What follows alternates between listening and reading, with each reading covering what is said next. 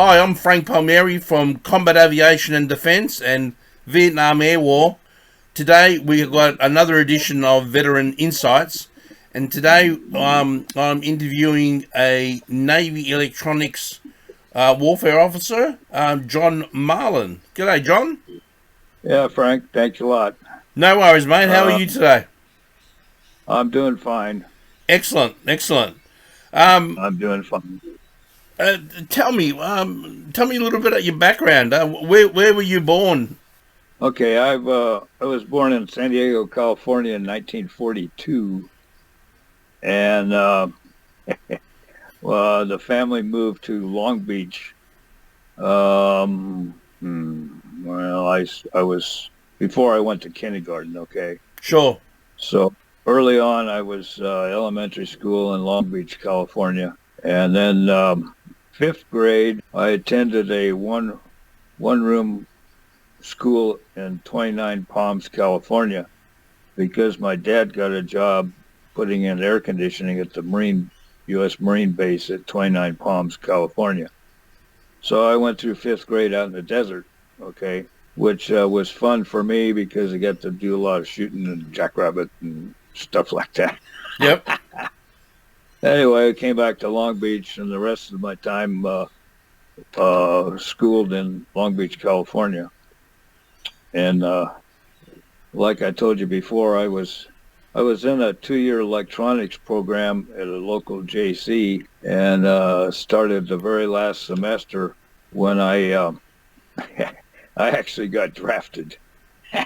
And so I fought them. It took a week of pushing papers from the school down to the draft board, and they finally deferred me. The old gal at the draft board says, "When do you graduate?" And I said, "June." And she actually had a mallet, and she hit the top of her desk. She says, "You now deferred until June." So I knew I was number one on her shit list for June of 1964, right? Yep.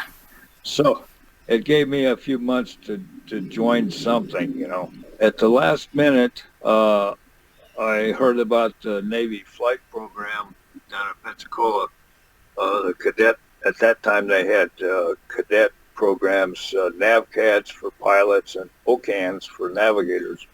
Of course, my eyes aren't good enough to be a pilot, so I was a navigator trainee, if you will. And passed all the tests, and their eyes lit up when I told them I was electronics trained, you know. So that's how all that happened. I got shipped down to Pensacola, Florida, and I had Marine Corps DIs running my butt around, which was not fun, but it was supposedly 18 weeks program, turned out to be 19 because of hurricanes and so forth. Anyway, from then you branched off. The navigators went to what we call Banana School there on Pensacola, which was rudimentary flying in Twin Beach, Navy version called the SNB. I don't recall how many hours we actually flew, but it was navigation, you know, basic DR navigation in the south from Pensacola. And then I got sent to NES Glencoe, Georgia for air control school, and then managed to make it through there, and then they assigned me to the ECM school that they had at the base. And once I graduated from that, I got commissioned as a boot ensign, if you will, butter bar ensign. And actually got presented wings. Back then, it was known as NAO, which is Naval Aviation Observer. And years later, they changed the designation to NFO, which is Naval Flight Officer, because they, back then it was a big giant buildup. My God, we had, at Pensacola, we had 3 battalions of cadets, and I couldn't tell you how many thousands of cadets were there, you know, going through the program. Sure. But anyway, the next time I saw Pensacola was 1999, and they only had 2 classes. What they changed it was when I was there, it was called pre-flight. Anyways, they changed it to some different name. I forget what it was, but there was only two classes of maybe 90 people. So anyways, all this training, and I finally checked in with my squadron, which was VAW-13 at Naval Air Station Alameda, California, in January of 1966. Okay. Yep. And at that time, the squadron was flying the what I call Fat Spad, or the Skyraider EA-1F, which, of course, we had a pilot in the left seat, NFO in the right seat, and I had a 5-inch radar scope. And the back seat, there was two operator enlisted ECM operators in the back seat. Yeah, it's a big airplane, so actually the seats were comfortable as far as I knew. Back then, you're young, you don't care what the thing is, so Sure. you just go with it. And you're sitting behind a Wright 3350 engine, which put out 2,700 horses and 13.5-foot 4-bladed propeller. So it was at the time, it was a complex airplane, if you will. Now, I was, like I said, I went through FAM flights at Alameda and up and down the coast. I actually, before I left to go to the Philippines, our main detachment was based at NASQB Point, Subic Bay in the Philippines. Anyway, I was sitting in the briefing room at Alameda with some guys, and we were just sitting around BS and drinking coffee. And one of the commanders or somebody came in and says, you and you get manned up and fly down to Point Magoo. Huh, okay, so we did. And once we got there, they told us where to taxi up to this hangar and shut down and go inside. They fed us coffee and donuts for a good 2 hours. And, what the hell's going on? We had no idea. Finally, they called us back and they said, okay, go out to your aircraft. And by the way, here is a 2-page instruction for me on what to do with this. They had hung a experimental pod on the starboard wing. And all I remember is the damn thing had a propeller on it, some kind of a generator, Anyway, we took off. They gave us a call sign and frequencies and so forth and so on. And then I was told to flip a switch and fly a certain heading and start a racetrack procedure out over the ocean. Point Magoo has all kinds of bomb range out in the ocean and restricted areas, so forth and so on. So that's where we're out. Sure. Over the water. And we had no idea what the hell we're doing. Just following the instruction. Anyway, come back and land, taxi up to the same hangar, get out of the airplane, and they tell us to go inside, drink coffee, and have a donut, And pretty soon they told us, okay, you guys are finished, you go back to Alameda. The reason I'm telling you this story is because I believe that was the one of the first airborne tests of a jammer pod that ended up on the EA-6B. I don't know the designation. I mean, this is way early. This would have been 1966, okay? Sure. So they were developing this thing. Anyway, that's a little side story that I like to tell because today's electronic warfare squadron, they barely know of us old guys flying the Skyraider. They think, my God, the guy is 100 years old. The airplane is ancient. Well, it actually was, but we were pretty young. Anyways, deployed to the Philippines sometime in May 66. And here's the funny part of so-called training. I had never landed on a carrier. I had never done a trap, as they call it. Yep. Or never launched off of a carrier. The pilots, of course, had, but the NFOs, no, we didn't. We weren't privileged for that. Got assigned to one of the carriers was the Coral Sea, and they had a cod, a C-1A cod. It's a twin-engine Grumman transport, if you will. And so we flew from QB Point out to Yankee Station across the water. And I don't remember any of that because everybody goes to sleep. So they wake you up and they say, hey, get ready to land. Okay, you know. So here we go. You can't see where you're going. And the airplane just, it was like a crash. A controlled crash. Yes. And so that started my naval aviation career of being a tailhook member. So then I was assigned as a backseat operator to get used to what the guys were experiencing, and then listen on the radio to what the NFO goes through to talk back and forth, all that kind of stuff. Yep. Better anyway. So I did that for a few months on the Coral Sea, and then I think I was sent to the Ticonderoga, which is a 27 Charlie Essex class carrier. Mm-hmm. And a whole different setup, you know, different bunk rooms, all this kind of thing.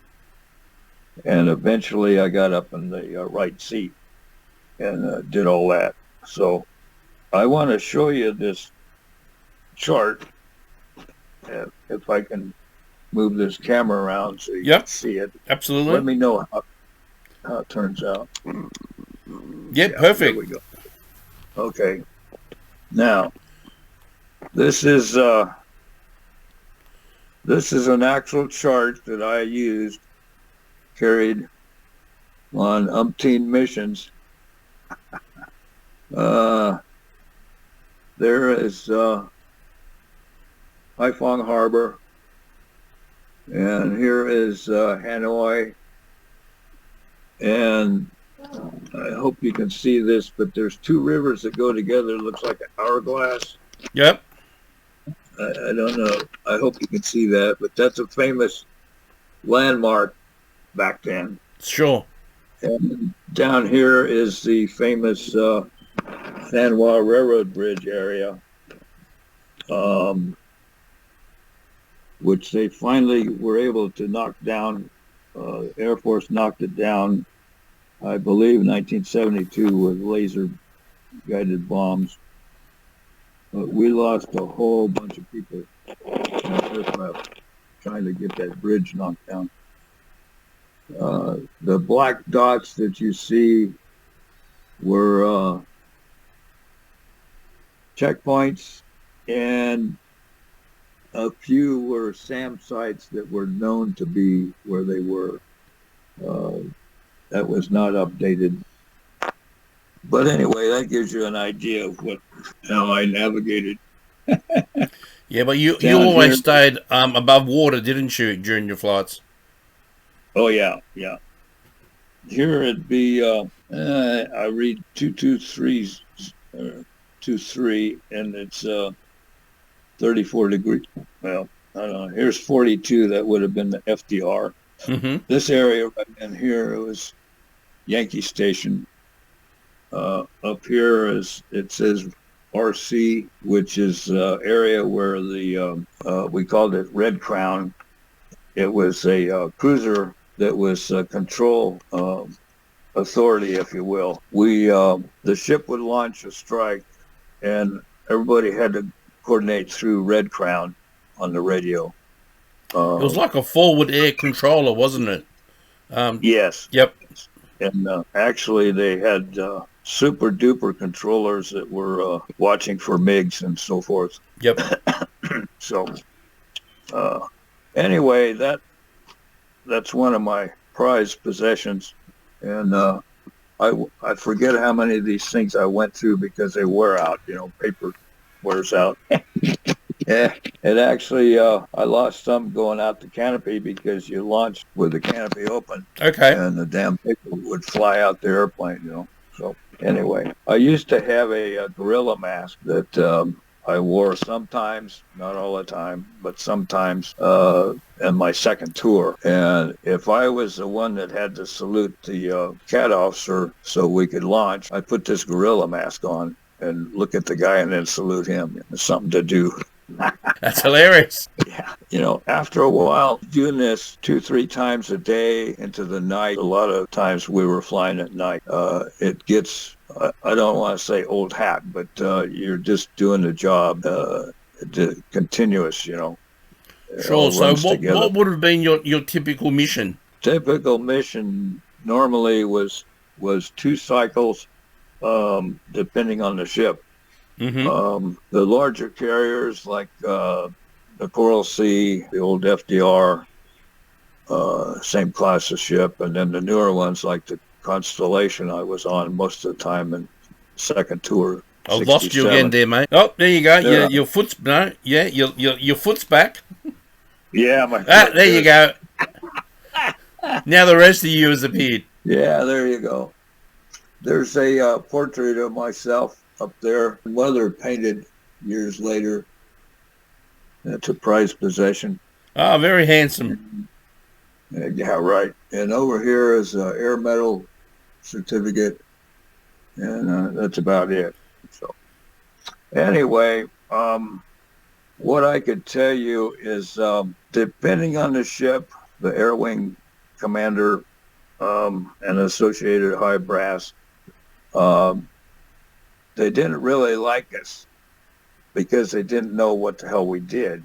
When you start talking about ECM, electronic countermeasure, back then, they were more concerned with dropping iron bombs. And so when we told them that our job was to jam the radar systems that the Vietnamese had, mainly the, I want to say Firecan is a NATO designation.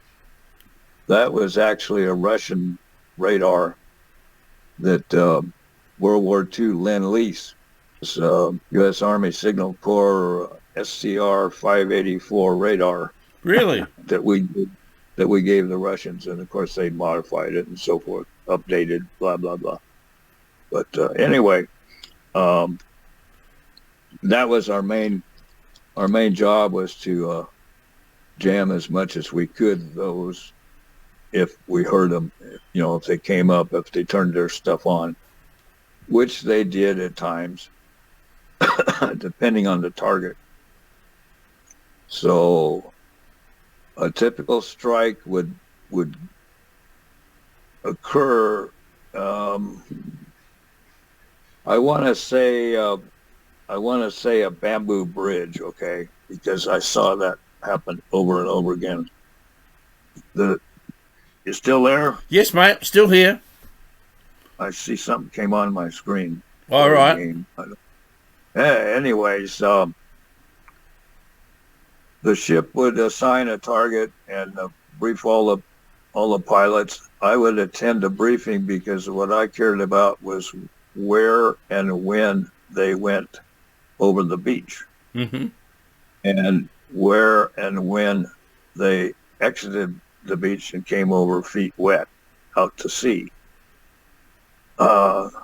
That determined where we were going to be. We would try like hell to pick up a radar signal in that area. And indeed, a lot of times we did. And so we would go active and try to jam that particular radar site as long as we had Navy jets over the beach. Now, when they came out, if we still had radar signal, we would, as soon as all the Navy jets were back over the water and everybody's safe, then we would stop jamming. So that's basically how we operated. Very, very crude by today's digital world, but that's what we had back then. It was all analog. And how long would you stay out for? A couple of hours? Yeah, mostly around 3 hours. That's a double cycle. In between strikes, we would just fly a racetrack pattern up and down the coast. That's why that hourglass area, because that whole area is, I would say, swampland, but it's actually rice paddies. And there's no roads or there's nothing out there to, nobody out there is going to be shooting at you. Sure. So we're just flying a racetrack, more or less killing time. Yep. Later on, when in '67, when things heated up a whole lot, did a lot of flying northeast of Haiphong Harbor and those karst islands, just wasting time actually, and until the next strike. Okay, and then we'd be active. I remember sometime in June of '67, on the Connie. I don't recall the other two carriers that were on the line at the same time. They always had three carriers out there. But regardless, we had a great big, what they called an alpha strike Mm-hmm. into Haiphong Harbor.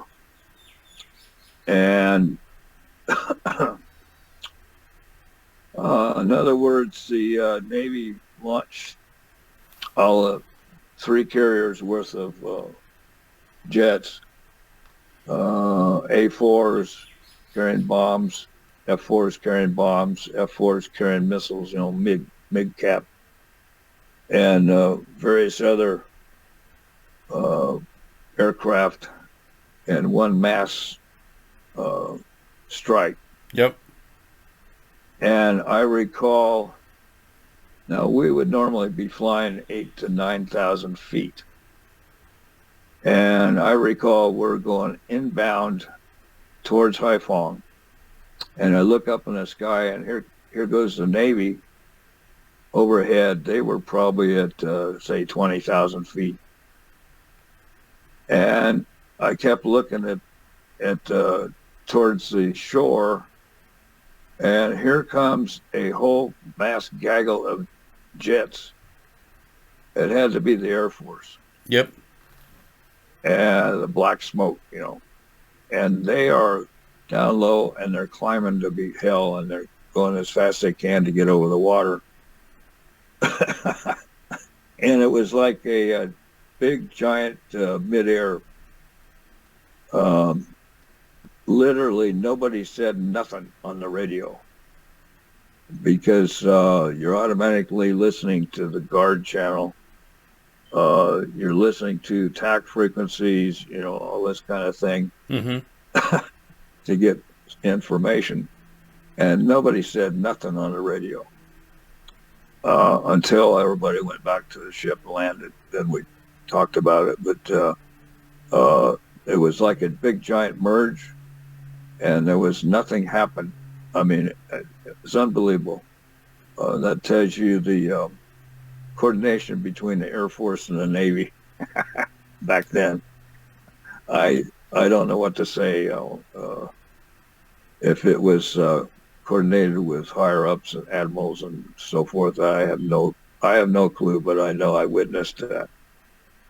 I also witnessed enough strikes into Haiphong, both Navy and I would believe Air Force. There was it had to be a F4 Phantom, took a direct hit and just vaporized. There's a little peninsula sticking out from the harbor entrance. It's supposed to be a lighthouse. Mm-hmm. And we were fairly close to that. And I could see this jet contrail coming out down low, and all of a sudden it just ball of fire. And there couldn't have been any survivors. It just vaporized, So you were out of range of the SAMs, though, would you? Yeah, most of the time, yeah, of course, yeah. We're flying at 160 knots, so... Yeah, not very fast. Everybody else is doing 500 or 600, So, anyway, that's about the extent of what we actually did. Of course, this went on around the clock too. They would schedule night flights with mostly A6. Because of a technical issue, the tape has finished early. On behalf of Vietnam Air War and Combat Aviation and Defence, I'd like to thank you, John, for coming onto the program and sharing your experiences with us.